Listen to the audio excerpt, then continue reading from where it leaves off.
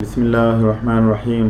السلام علیکم دوستو، آج ایک اور میڈیسن کی بات کرتے ہیں جس کا نام ہے ایلومینا 30۔ یہ ہومیوپیتھی کی بہترین میڈیسن ہے۔ ایلومینا 30 یہ ایچنگ اور کانسٹیپیشن کی بہترین میڈیسن ہے۔ دوستو، ڈاکٹر ہنیمن کا جتنا بھی شکر ادا کیا جائے کم ہے۔ اس کے احسانات اور کاوشوں کو ہمیشہ یاد رکھا جائے گا۔ وہ انسانیت کی خدمت میں پیش تھے۔ ہنیمن اس میڈیسن کو بھی انہوں نے ڈسکور کیا جس کا نام ہے ایلومینا۔ ایلومینا 30 جو ہے یہ خارش کی بہترین میڈیسن ہے۔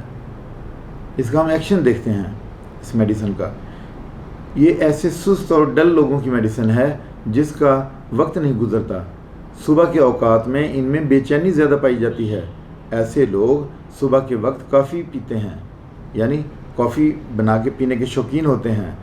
کافی کے زیادہ تر استعمال سے ان کا معدہ خراب رہتا ہے، پیٹ تنا ہوا اور قبض رہنے کی وجہ سے سٹول پاس نہیں ہوتا۔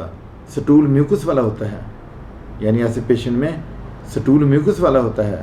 سٹول پاس کرتے وقت زیادہ ایگریشن دینے کی وجہ سے نامکمل حاجت رہتی ہے، یعنی سٹول کمپلیٹ پاس نہیں ہوتا، مٹی کلر کا موشن پاس ہوتا ہے۔ ایسے مریضوں میں دیکھا گیا ہے کہ وہ اپنے ریکٹم میں موجود مسلز پر کنٹرول کھو بیٹھتے ہیں۔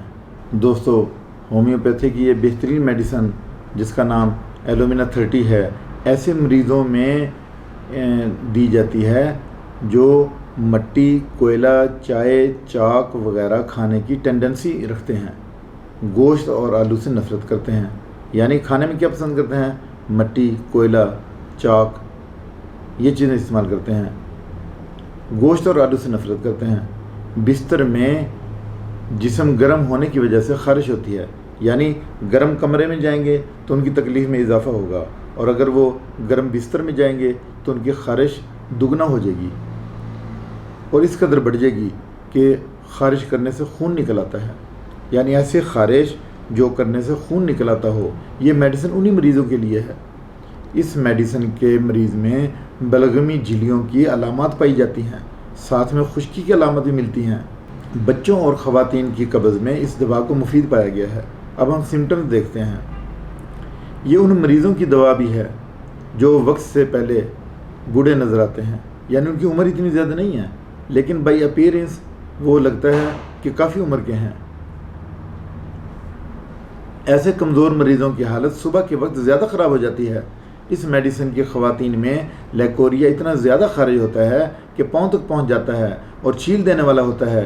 یہ دوا ان خواتین میں بھی اثر رکھتی ہے جن کے لیے دیر تک کھڑا ہونا مشکل ہوتا ہے، یعنی دیر تک کھڑا نہیں رہ سکتی وہ خواتین۔ ایسی خواتین میں پیریڈز مقدار سے کم لیکن وقت سے پہلے ہوتے ہیں، یعنی یہ ان فیمیل بہنوں کی میڈیسن بھی ہے جو زیادہ دیر کھڑا نہیں رہ سکتی، یا زیادہ کھڑا ہونے سے ان کی تکلیف میں اضافہ ہو جاتا ہے، اور پھر ان میں ہوتا کیا ہے کہ پیریڈز مقدار سے کم لیکن وقت سے پہلے ہوتے ہیں۔